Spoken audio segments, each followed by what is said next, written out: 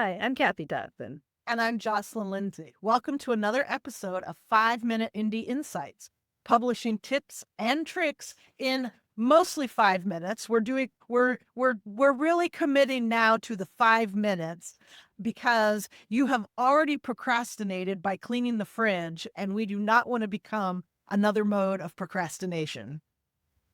And the question is, did you procrastinate by cleaning the fridge by eating everything else? Or yeah, so today we're just going to have a conversation. We're not going to be showing you tools and different things, but we want to talk about advertising and when to advertise, and just as important, when not to advertise. Because this is something that can really mess with your business plan, which we've talked about before, and make you spend a lot of money that you're never going to get back. And it can mess with your mind. Karen, absolutely. And a lot of people think if they advertise and their book still doesn't sell, like they put it out there and then they spend money on advertising, they think, oh, if it doesn't sell, that means they have a really crappy book. That's not what it means at all. It is hard to find an audience. There's 4 million books published every year. You're trying to find your audience in a sea of authors that are trying to do the same thing, and in a sea of corporate publishers. Really little genies or canoes like rowing along, and then there's these like the fainter go by with throwing off money for all these books. No, it doesn't mean that. It means that it would talk about back risk before. It takes a while. You may have a unicorn that does really well, but they're really few and far between. So the main thing we're going to stress, and we're going to talk about a little bit, is set a budget for your first 30 days. Yep. Especially if you're just publishing your first novel for advertising. And then there was about what comes next. There's what's your experience with advertising? Well, and I think like what you just said, set a budget. Set a budget of money that you can afford to lose. Set a budget of money that's your learning money. That's going to be, I need to figure out how to do this because, and we've said this over and over again in this series, that it's a game of persistence and patience, and it's a long game, and advertising is no different, especially if you've never done this before. We're not advertising, advertising agencies. We're not marketing corporations. We're learning this. And I think we put a very unrealistic expectation on ourselves that we're going to come out and understand Facebook ads in 6 weeks. And you're not going to.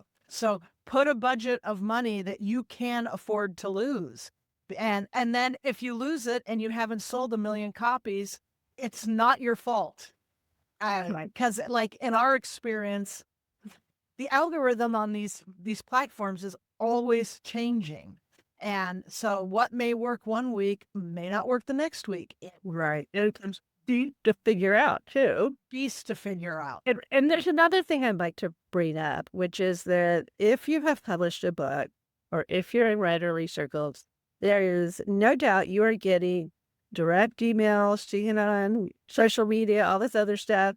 Come to me. I'm going to help make your book, get on the bestseller list, and you're going to make gobs of money. And you know what? Those things are scammers. Yeah. Like even the ones who say, oh, take my free course, take that free course, learn as much as you can, but don't buy into, if you don't make a bunch of money, you're doing it wrong. Because that is a myth that is out there. Just like it takes you a long time, like you didn't learn to write your book and finish it in 6 weeks. You are not going to learn Facebook ads or Amazon advertising or anything else in 6 weeks. And you're probably not going to have the ability to make your money back until you have a backlist so that, you may spend more on that advertising than you make for that first book. But by the time they read the second, the third, the fourth, it starts to make monetary sense. And that's what the big authors are doing. And they have huge backlists. When when you talk about people like Colleen Hoover or there's a bunch of other examples out there. They had 15, 20, 30 books under book one. 20 in my urban fantasy genre. Some of the writers who are fabulous writers have been writing for 10 plus years, and they have hundreds of books in their back catalog. It's a very different place than when you're just starting out. And you mentioned, writers groups, and I think the thing we also do is we compare ourselves to the other people in the writers groups. Me comparing myself to one of my friends who has 120 books, that is so damaging mentally as well as pocketbook wise, that it's like, enjoy your friends. Don't look at what they're doing for their business as something you need to be doing. And that is the perfect example because your friend with 150 books may be spending $15,000 a month on advertising, and you are competing with that. But $5 a day or $10 a day, you're not gonna be able to get there.